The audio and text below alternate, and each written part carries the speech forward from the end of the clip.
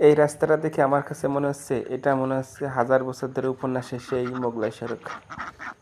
আপনারা যারা 1000 বছর ধরে উপন্যাসটা পড়েছেন তারা হয়তো বা বুঝতে পারবেন যে বর্ণনা অনুযায়ী মস্ত বড় জায়গার সাপের মতো এঁকে বেঁকে চলে গেছে বিস্তীর্ণ ধান ক্ষেতের মধ্য দিয়ে।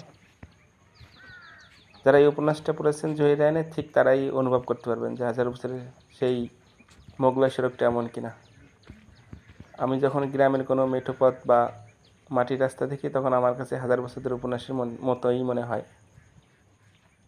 যারা আসলে এই উপন্যাসটা পড়ছেন তারাই বুঝতে পারবেন যে উপন্যাসটা যখন আমরা পড়তাম তখন আমাদের চোখের সামনে কেমন একটা প্রেক্ষাপট ভেসে উঠতো, কেমন একটা চিত্র তুলে ধরতো আমাদের চোখের সামনে। তো আমার কাছে ঠিক এরকমই মনে হচ্ছে এটা বোধহয় সেই 1000 বছর ধরে উপন্যাসের সেই মোগলাই সড়কটা। যারা উপন্যাসটা পড়েছেন ঠিক তারাই অনুভব করতে পারবেন যে আসলে তেমন কিনা।